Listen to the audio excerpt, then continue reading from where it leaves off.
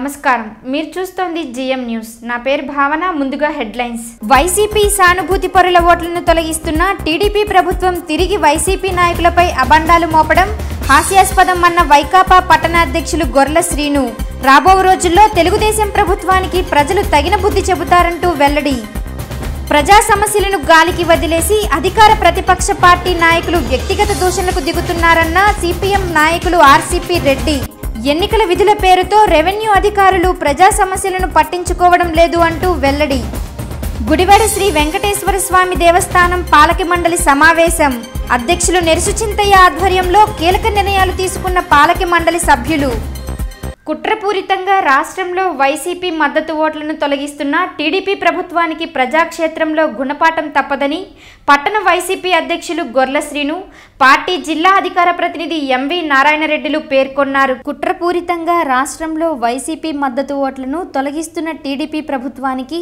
ప్రజాక్షేత్రంలో గుణపాఠం తప్పదని పట్టణ వైసీపీ అధ్యక్షులు గొర్ల శ్రీను పేర్కొన్నారు. గుడివాడ వైసీపీ కార్యాలయంలో ఏర్పాటు చేసిన విలేకరుల సమావేశంలో పార్టీ పట్టణ అధ్యక్షులు గొర్ల శ్రీను జిల్లా అధికార ప్రతినిధి ఎంవి నారాయణరెడ్డిలు మాట్లాడుతూ రాష్ట్రంలో కుట్రపూరితంగా లక్షలాది మంది వైసీపీ కార్యకర్తల మద్దతుదారుల ఓట్లను దొడ్డిదారిన టీడీపీ ప్రభుత్వం తొలగించడం దారుణమన్నారు. చంద్రబాబు అరాచకాలు కుట్రలకు ప్రజలు ఓటు అనే ఆయుధంతో బుద్ధి చెప్పడానికి సిద్ధంగా ఉన్నారని నాయకులు పేర్కొన్నారు. ఈ కార్యక్రమంలో వైసీపీ నాయకులు చుండూరు శేఖర్, యశయ్య, షేక్ బాజీ తదితరులు పాల్గొన్నారు. ఈరోజు రాష్ట్రంలో జరుగుతున్న పరిణామాలన్నీ కూడా ఈ రాష్ట్ర ప్రజలందరూ కూడా గమనిస్తూనే ఉన్నారు. తెలుగుదేశం ప్రభుత్వం గత 2-3 సంవత్సరాల నుండి తెలుగుదేశం కార్యకర్తలకి, తెలుగుదేశం నాయకులకి, అదేవిధంగా జన్మభూమి కమిటీ సభ్యులకి స్మార్ట్ ఫోన్లు ఇచ్చి ప్రతి వార్డులోనూ, ప్రతి విలేజ్లోనూ, ప్రతి గ్రామంలోనూ వాళ్ళని ఇంటింటికి తిప్పి మీరు మీ ఆధార్ నెంబరో, మీరు పెన్షన్ తీసుకుంటున్నారా, లేకపోతే సంక్షేమ పథకాలు ఏమవుతున్నాయి, మీరు బీసీ లోన్ తీసుకున్నారా, ఎస్సీ లోన్ తీసుకున్నారా, ఇవన్నీ కూడా గ్యాదర్ చేసి వీటిలన్నిటినీ కూడా సేవామిత్ర యాప్ అని పెట్టి దానిని తీసుకుని వెళ్ళి మన పక్క రాష్ట్రం అయిన తెలంగాణలో ఐటీ గ్రిడ్ అనే సంస్థకి ఈ డేటానంతా కూడా కన్వర్ట్ చేసి అక్కడ ఉంచి మీరు మా వైఎస్ఆర్ సానుభూతి పరుల్ని, అదేవిధంగా మా వైఎస్ఆర్ పార్టీ నాయకుల్ని ఈ ఓట్లు తీసేసే ప్రక్రియని మీరు తెలంగాణ రాష్ట్రంలో శ్రీకారం చుట్టారు. పైపెచ్చు దొంగ దొరికిపోయి నువ్వే దొంగ అన్నట్టుగా మీరే ఊరేగింపులు చేయటం, లేకపోతే ఎదురుదాడి చేయటం, మీకు సంబంధించిన పత్రికలు, పేపర్లు, టీవీల్లో మా ఓట్లే తీసేస్తున్నారు, మాకు అన్యాయం చేస్తున్నారని చెప్తున్నారు. ఏమండి, గత 4-5 ఏళ్ళగా గవర్నమెంట్ ఎవరిది ఉందండి? అది చేయడానికి అవకాశం ఎవరి దగ్గర ఉంటుందండి? ప్రభుత్వ డేటా ఎవరి దగ్గర ఉంటుందండి? మా దగ్గర ఉంటుందండి?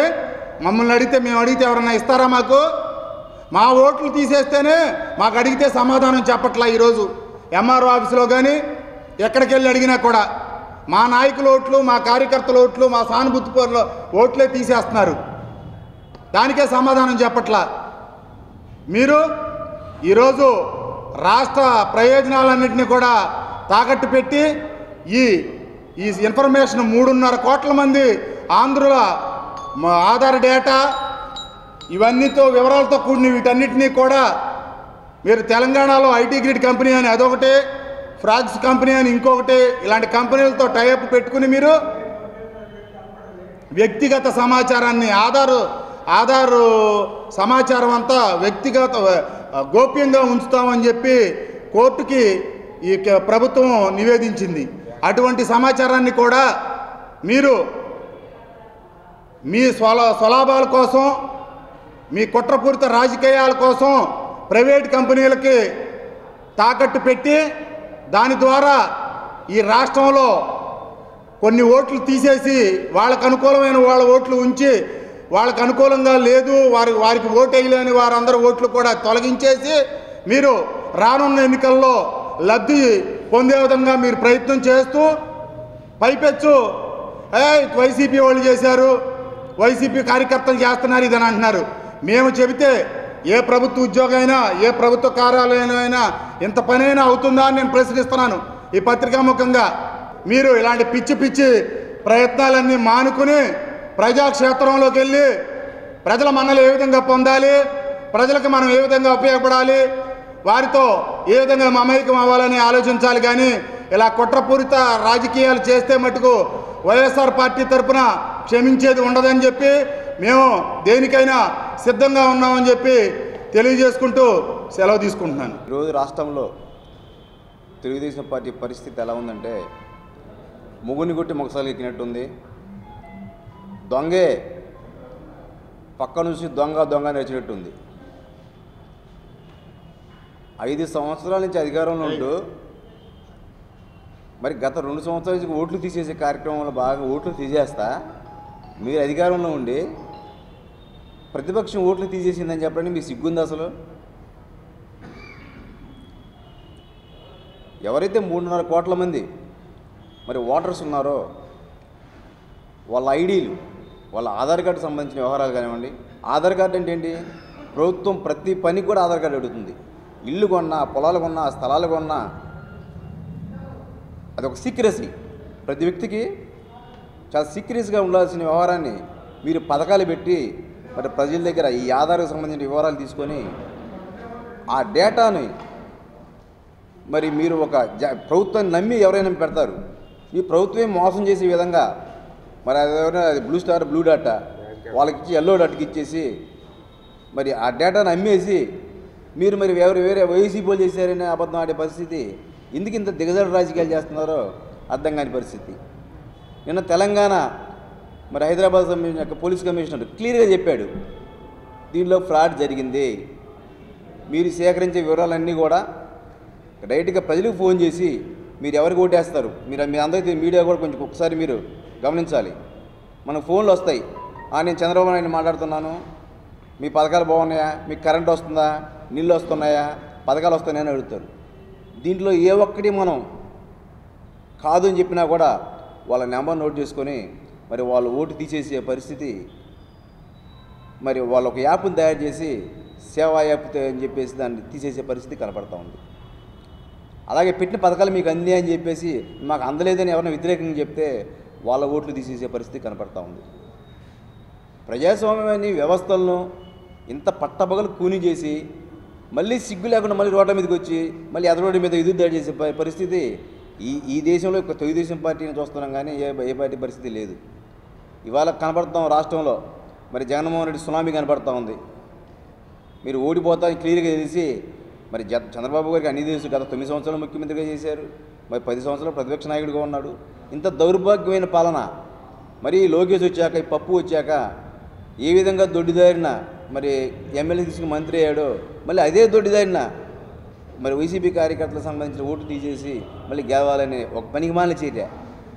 ఇంకా వెళ్ళే కొంది మీ బతుకంతా బయటపడే పరిస్థితి కనపడుతూ ఉంది. ప్రతి దాంట్లో కూడా ప్రతి మాట, ప్రతి సబ్జెక్టు కూడా కీకి ఇన్ఫార్మ్ చేసే విధంగా ఉంది. కీ అంటే ఎవరు, ఎందుకు ఆ అశోక్ను ఆ చైర్మన్ దాచిపెట్టారు? మీరు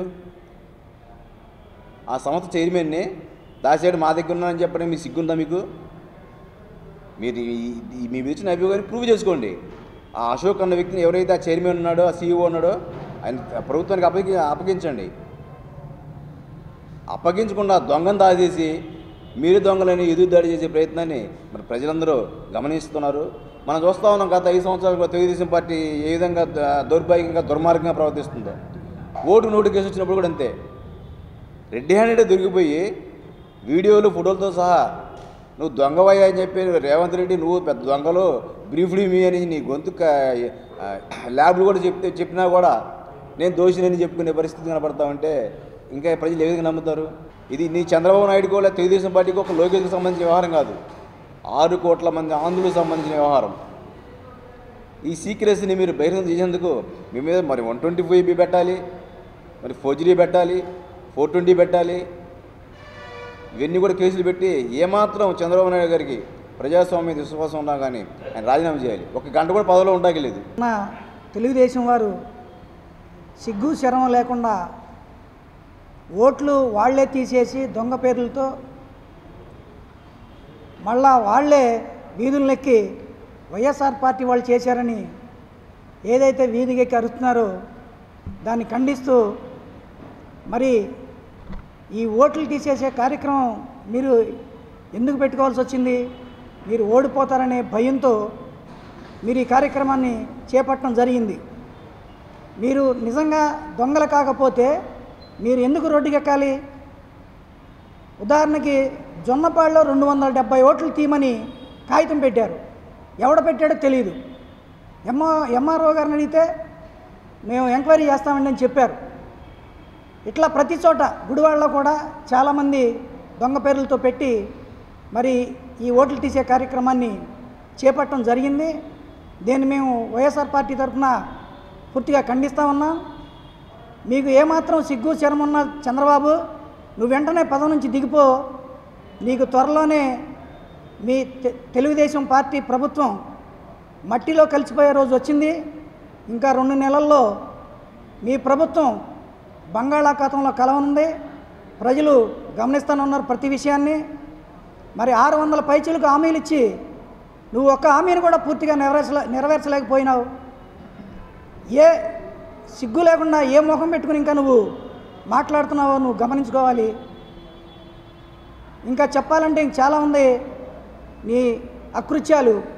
నువ్వు తెలుసుకుని ఇకనైనా మంచిగా మసులుకో మనం హెచ్చరిస్తూ ఉన్నాం. రాష్ట్రంలో ప్రజా సమస్యలను గాలికి వదిలి ఎన్నికల లబ్ధికి అధికార ప్రతిపక్షాలు రాజకీయ విమర్శలు చేసుకుంటున్నాయని సిపిఎం పార్టీ డివిజన్ కార్యదర్శి ఆర్సిపి రెడ్డి విమర్శించారు. రాష్ట్రంలో ప్రజా సమస్యలను గాలికి వదిలి ఎన్నికల లబ్ధికి అధికార ప్రతిపక్షాలు రాజకీయ విమర్శలు చేసుకుంటున్నాయని సిపిఎం పార్టీ డివిజన్ కార్యదర్శి ఆర్సిపి రెడ్డి విమర్శించారు.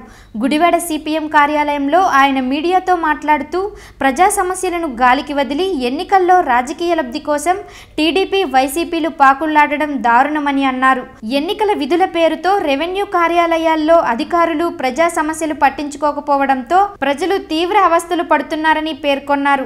ఈ కార్యక్రమంలో రైతు సంఘం నాయకులు నీలం మురళీకృష్ణారెడ్డి తదితరులు పాల్గొన్నారు. ఎన్నికల వాతావరణం రావడం జరిగింది. కానీ ఇప్పటికే ఆల్రెడీ ఎన్నికల నోటిఫికేషన్ వస్తుందనే పేరుతో రాష్ట్రంలో రెవెన్యూ పోలీస్ యంత్రాంగాల్లో ట్రాన్స్ఫర్లు చేయటం జరిగింది. కానీ ఈరోజు రాష్ట్రంలో చూస్తే రెవెన్యూ యంత్రాంగం అంతా మొత్తం ఎన్నికలే సర్వస్వం అన్నట్టు ఇలా రెవెన్యూ యంత్రాంగం పనిచేస్తూ ఉంది. ఏ పని అడిగినా ఈ తహసీల్దార్లు అయితే మేము ఎన్నికల కోసం వచ్చాం, మిగిలిన పనులు ఏమీ చేయమనే పద్ధతిలో ఇలా తహసీల్దార్లు మాట్లాడే పరిస్థితి ఉంది.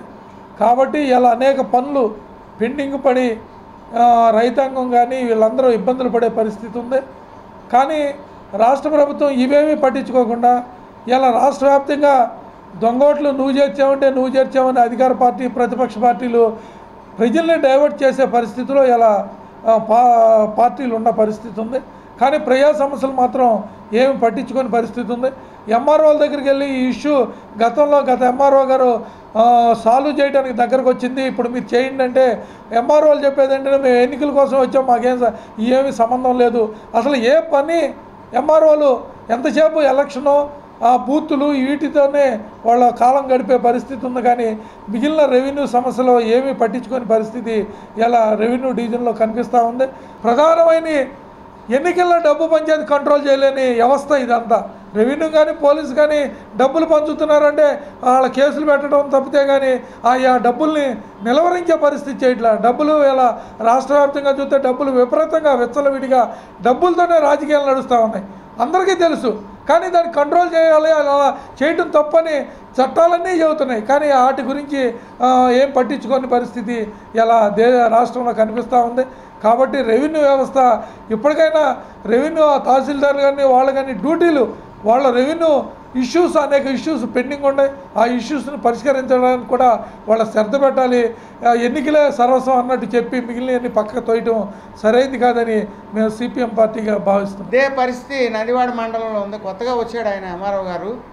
మరి ఆ విషయం మరి చాలా వాళ్ళ ప్రజలు వాళ్ళ సమస్యల మీద ఇచ్చినటువంటి అర్జీలు ఒక పెద్ద కుప్పగా ఉన్నాయి ఆఫీసులో. అది తీసుకునేది ఎవరంటే విఆర్ఏ, గ్రామ నౌకరు ఒక లేడీ అవి తీసుకుంటుంది. ముందు సీనియర్ అసిస్టెంట్ని తీసుకొచ్చేసారు ఆర్డీఓ గారి ఆఫీస్కి, నందివాడ మండలంలో కొత్తగా వచ్చింది పోస్టింగ్ ట్రాన్స్ఫర్లో. ఆ తర్వాత డిప్యూటీ తహసీల్దార్ గారిని తీసుకొచ్చారు. ఆ తర్వాత ఎంఆర్ఓ గారు కూడా ఇదయ్యారు. ఇక ఆర్ఐ గారు కూసేపు అప్పుడు ఇప్పుడు అనే పరిస్థితి తప్ప పూర్వం ఇట్లా లేదు. కొంత ప్రధానమైనటువంటి అధికారుల సంబంధించిన వాళ్ళలో ఒకళ్ళు ఉంటూ ఒకళ్ళు ఇటు రావటం అట్లా ఉండేది. ఎన్నికలు ఈ రకంగా ఇప్పటికీ ఆ సమస్యని మరి ఆర్డీఓ ఇక్కడ ఉన్న ఎంఆర్ఓ అటు ప్రజల అర్జీలని పరిష్కరించకపోతే ఆ లబ్ధిదారులను తీసుకెళ్ళి జిల్లా కలెక్టర్ ముందు డెమో చేయడానికి కూడా మేము సిద్ధపడుతున్నాం. అందుకని ఈ పరిస్థితి రాకుండా ఎన్నికలు అనేది ఒక కర్తవ్యమే. దాంతోపాటు ప్రజా సమస్యలు ఇదే కోడ్ రాలేదు. ఆ అర్జీదారులు కొత్త విషయాలు ఏం పెట్టలా. ఒకళ్ళు స్ప్లిట్ కార్డు కోసం పెట్టారు. అంటే అట్లా వస్తే ఒంటరి మహిళా పెన్షన్ వస్తుంది అని చెప్పి పాత ఎంఆర్ఓ చెప్తే స్ప్లిట్ కార్డు కోసం దొనపాండి పెట్టారు. అట్లా ఇంకో సమస్య మీద పెట్టారు. ఇవన్నీ పాత రన్నింగ్లో ఉన్నటువంటి స్కీములకు సంబంధించినవి. కొన్ని ఎన్నికల కోడ్ వచ్చింది, ఎమ్మెల్సీ కోడ్, అందువల్ల మేము చేయట్లేదు అంటానికి కూడా అవకాశం అనేది ఏమి లేదు. అందువల్ల ఈ పద్ధతిని ఆర్డీఓ గారు ద్వారా సరిచేయాలని, లేకపోతే మేము ఎవరైతే అర్జీ ఉన్నారో రోజుల తరబడి ఉండే పరిస్థితిలో దాన్ని కలెక్టర్ గారి దృష్టికి వాళ్ళని తీసుకెళ్లాల్సిన పరిస్థితి రాబోతుంది. అట్లాగే ఎంపీఓలు కూడా సమ్మె విరమించారు. అన్నదాత సుఖీభావలో అది చాలా సమస్యలు, లోపాలు, తప్పులు తడగ్గా ఉంది. ఆ యొక్క వచ్చినటువంటి లిస్టులు అయ్యి వాళ్ళు కూడా గ్రామ సభలు పెట్టి ఆ రకంగా సరిచేసి సన్నకారు రైతులకి, కౌలు రైతులు అర్జీలు కూడా ఇస్తున్నారు. వారి సమస్యని పరిష్కరించాలని, దానికి కూడా మరి సంబంధిత అధికారులు చర్యలు తీసుకోవాలని మేము ఈ సందర్భంగా డిమాండ్ చేస్తాం. గుడివాడ జగన్నాథపురంలో వేంచేసి ఉన్న శ్రీ వెంకటేశ్వర స్వామి దేవస్థానం పాలక మండలి సభ్యులు, అధ్యక్షులు నిరసు చింతయ్య అధ్యక్షతన సమావేశం నిర్వహించి కొన్ని కీలక నిర్ణయాలు తీసుకున్నారు. జగన్నాథపురంలోని శ్రీ వెంకటేశ్వర స్వామి వారి దేవస్థాన ధర్మకర్తల మండలి సమావేశాన్ని గురువారం నిర్వహించారు. ఈ సందర్భంగా దేవస్థాన అభ్యున్నతికి పాలక మండలి సభ్యులు పలు తీర్మానాలు చేశారు. అనంతరం దేవస్థాన చైర్మన్ నిరసు చింతయ్య మాట్లాడుతూ దేవస్థాన అభివృద్ధికి, ఆధ్యాత్మిక కార్యక్రమాల నిర్వహణకు సమావేశంలో పలు నిర్ణయాలు తీసుకున్నట్లు పేర్కొన్నారు. భక్తుల సహకారం, సలహాలతో దేవస్థాన వైభవం పెంచేలా దేవస్థానంలో రాజగోపురాన్ని నిర్మిస్తున్నామని పేర్కొన్నారు. ఈ కార్యక్రమంలో దేవస్థాన ఈవో యార్లగడ్డ వాసు, పాలక మండలి సభ్యులు పాలంకి సారథి, బొగ్గవరపు తిరుపతయ్య, రెడ్డి సత్యం తదితరులు పాల్గొన్నారు. జగన్నాథపురంలో వేంచేసి ఉన్నటువంటి కలియుగ ప్రత్యక్ష దైవం శ్రీ వెంకటేశ్వర స్వామి దేవస్థానం పాలక మండలి మీటింగ్ సందర్భంగా ఈ రోజున మరి నెలవారీ జమా ఖర్చుల్ని పాలక మండలి తరపున ఈవో గారు పాలక మండలి సభ్యులు మా సభ్యుల ముందు ప్రవేశపెట్టి జమా ఖర్చులన్నీ కూడా క్షుణ్ణంగా పరిశీలించడం జరిగింది. తదుపరి గతంలో ఈ పాలక మండలి ఒక నిర్ణయాన్ని తీసుకోవటం, ఆ నిర్ణయం రాజగోపురాన్ని నిర్మించాలని చెప్పని పాలక మండలి అంతా కూడా ఏకగ్రీవంగా ఒక తీర్మానాన్ని తీసుకుని అనంతరం ఈఓ గారి సమక్షంలో ప్రపోజల్ని ఎండోమెంట్ ఆఫీస్కి విజయవాడ పంపించడం కూడా జరిగింది. అక్కడ నుంచి దేవాదాయ శాఖకు సంబంధించినటువంటి డి గారు అలాగే సిద్ధాంతి గారు ఇక్కడికి రావటం, క్షుణ్ణంగా పరిశీలించి తప్పనిసరిగా రాజగోపురాన్ని నిర్మాణం చేసుకోవచ్చు అని చెప్పని వారు చెప్పడం కూడా జరిగింది. తదనంతరం భక్తుల యొక్క నిర్ణయం మేరకు వారి యొక్క ఇష్టాలను బట్టి భక్తులకు కూడా తెలియపరిచి వారి యొక్క మనోభావాల్ని పూర్తిగా సలహాలు తీసుకుని తప్పనిసరిగా రాజగోపురం నిర్మాణానికి పాలక మండలి అంతా కూడా సభ్యులంతా కూడా మరి ఏకగ్రీవంగా నిర్ణయం తీసుకుని ముందుకు వెళ్ళటానికి మేమంతా కూడా సిద్ధంగా ఉన్నాం. దీనికి ఈవో గారు మరి అన్ని విధాలా చక్కగా ఏర్పాట్లు చేస్తున్నారు. పాలక మండలి సభ్యులందరూ కూడా మరి ఎప్పుడైతే రాజగోపురాన్ని మరి ఎండోమెంట్ నుంచి కానీ భక్తుల నుంచి కానీ ఖచ్చితమైనటువంటి సూచనలు సలహాలు కట్టాలి అని ప్రజల యొక్క అభిప్రాయాలతో ముందుకు వస్తే తప్పనిసరిగా పాలక మండలి మరి వెంకటేశ్వర స్వామికి ఒక రాజగోపురాన్ని నిర్మించాలనే తలంపుతో పాలక మండలి అంతా పూర్తి స్థాయిలో సిద్ధంగా ఉందని చెప్పడానికి సంతోషంగా ఉందని చెప్పని తెలియపరుస్తూ సెలవు తీసుకుంటాను. ఈరోజు ధర్మకర్తల సమావేశం గౌరవనీయులైన శ్రీ నెరుసు చింతయ్య గారి అధ్యక్షతన ధర్మకర్తల మండలి సమక్షంలో ఈరోజు ధర్మకర్తల సమావేశం ఏర్పాటు చేశాము. మొదటి ఎజెండా ఈ దేవాలయం యొక్క జమా ఖర్చులు క్షుణ్ణంగా పరిశీలించి ఏకంగా ఆమోదించారు. రెండో ఎజెండా రాజగోపుర నూతన నిర్మాణం. చైర్మన్ గారు ధర్మకర్తలు కోరిక మేరకు ఒక 10 రోజుల క్రితం విజయవాడ దేవాదాయ శాఖ ఇంజనీరింగ్ అధికారులు వచ్చి ఈ రాజగోపురాన్ని ఎలా కట్టాలి ఏంటని సూచాయిగా చూసి కట్టుకోవచ్చని మాకు అంగీకారం తెలిపారు. ఆ రోజు ధర్మకర్తలు కూడా అక్కడ ఉన్నారు. వారి కోరిక మేరకు చివరికి కట్టడం జరుగుతుంది.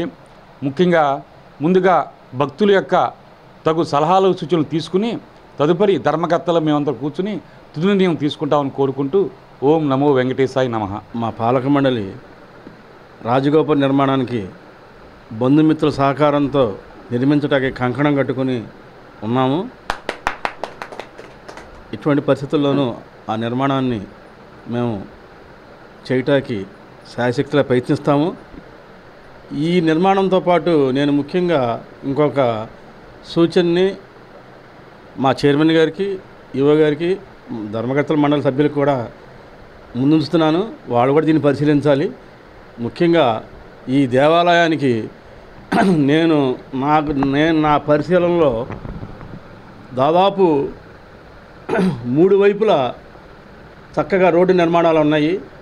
4వ వైపు కూడా రోడ్డు నిర్మాణం కోసం కృషి చేస్తే మాడవీధులు ఏర్పడినట్టుగా ఈ దేవాలయానికి ఏర్పడే అవకాశం ఉంది. కాబట్టి ఈ సూచనని కూడా వాళ్ళు సీరియస్గా తీసుకుని ఏ విధంగా దీన్ని మాడవీధుల నిర్మాణానికి స్థల సేకరణ కానీ ఆక్రమించుకున్న స్థలాలను తిరిగి స్వాధీనం చేసుకుంటా కానీ మా చైర్మన్ గారు అధ్యక్షతన ఈవో గారు మన ధర్మకర్తల మండలి కృషి చేస్తారని ఆశిస్తూ ఈ సూచనని వాళ్ళు చాలా సీరియస్గా తీసుకోవాల్సిందిగా విజ్ఞప్తి చేస్తున్నా.